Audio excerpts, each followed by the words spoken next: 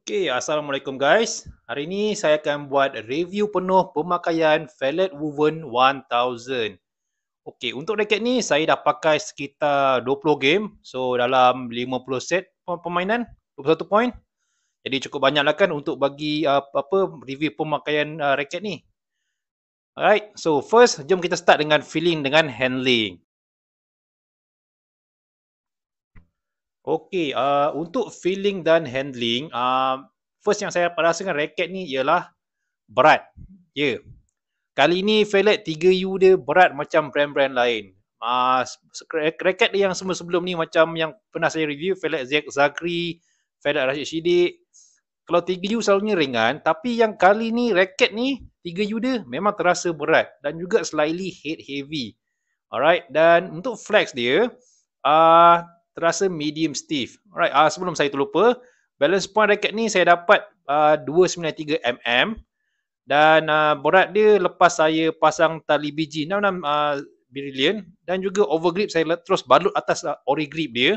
So berat keseluruhan saya dapat 97 gram atau 98 gram. Jadi memang cukup berat untuk raket 3U. Alright. Dan flex dia macam saya cakap tadi medium stiff dan frame dia compact dan sangat stiff. Okay. Frame dia stiff, shaft dia medium stiff. Okay, so next jom kita bincangkan pula pasal speed. Okey, sekarang untuk speed, raket ni Fallet marketkan untuk speed dan power. Okey, bagi saya dah pakai raket ni memang terbukti raket ni cukup laju, cukup speed. Okey. Kita boleh tengok dari segi profile frame dia atau bentuk frame dia memang potong angin, kan? Tapi yang bestnya kat sini, frame dia tak terlampau nipis sangat. Anda boleh tengok kan dekat bahagian tepi-tepi, bahagian luar dia tajam, tapi bila semakin ke tengah, frame dia akan menebal sikit. Jadi kat sini ni yang saya suka pasal engineer Fallet ni. Dia buat speed dia ngam-ngam cun-cun sesedap rasa. Dia tak macam raket, ada yang raket brand lain yang mana untuk raket speed dia akan buat frame dia terlampau nipis sampai kadang-kadang susah kita nak dapatkan feeling atau nak control. Timing mesti akan lari punya. Tapi untuk Fallet ni dia buat ngam-ngam. Cun-cun je dia punya speed. Jadi nak adaptasi dengan speed raket ni cukup senang. Alright, so next kita akan bincangkan pula pasal control. Okay guys, sekarang kita bincangkan pasal control pula. Okay, selalunya raket speed akan korbankan bahagian control. Okay, disebabkan boleh katakan semua raket speed repulsion dia tinggi. Tak ketinggalan untuk raket ni juga, repulsion dia memang tinggi dengan frame dia yang betul-betul stiff. Jadi repulsion dia memang sangat tinggi. Shutter memang tak singgah langsung pun. Dia sentuh tali terus dia pantul balik. Jadi kat sini kena hati-hati bila pakai raket ni, kena ambil masa sikit nak dapatkan control dia. Terutama nak kawal dia punya repulsion yang tinggi tu. So selama saya pakai raket ni, saya belum boleh buat tight neck spin lagi ataupun nak buat pukulan neck yang bergulung-gulung tu kan. Tu saya belum dapat lagi. Jadi untuk permainan keras dan kasar memang sedap. Kalau dari segi kontrol lah. Tapi untuk buat pukulan-pukulan halus, pukulan nipis memang agak mencabar sikit sebab repulsion dia agak tinggi. Kena ambil masa untuk adaptasi dengan repulsion dia. Okay, so next kita akan bincang pula pasal power. Power tak raket ni? Okay, sekarang kita akan cover pula pasal power untuk raket ni. Sebab raket ni Fallet marketkan sebagai raket speed and power. So macam mana power raket ni? Bagi saya simple je. Jawapan dia ya.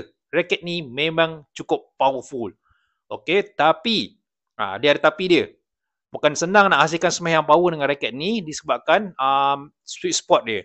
Alright, raket ni dia agak tricky sikit. Kalau anda nak smash, anda kena pastikan anda smash kena dekat sweet spot dia. Kalau anda tak kena dekat sweet spot dia, bola tu takkan pantul sangat. Takkan memantul sangat. Tapi bila kena dekat sweet spot dia, wow guys, power dia cukup besar. Smash tu pergi laju, berat dan powerful. Sepanjang saya pakai raket ni, saya buat smash, memang saya dapat perhatikan lawan agak susah sikit nak balikkan bola ni ke atas. Selalunya dia akan blok pergi depan net saja sebab memang smash tu berat dan laju. Okay, so raket ni saya pakai 3U. Jadi memang sangat sesuai untuk backcourt player yang tukang smash lah. Senang cerita. pemain-pemain agresif, memang akan suka dengan raket ni. Alright, cuma nak kena adjust tu dari segi sweet spot aja. Sebab kalau tak dapat sweet spot dia, bola memang takkan pergi. Okay?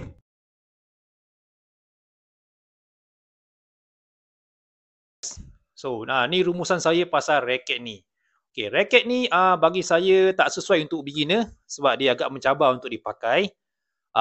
Bagi saya sesuai untuk ya pemain-pemain intermediate hingga ke advance hingga ke pro lah. Sebab raket ni dari segi teknikal pun agak mencabar. Dan kalau tangan tak kuat, bagi saya kena rendahkan tension dari biasa lah.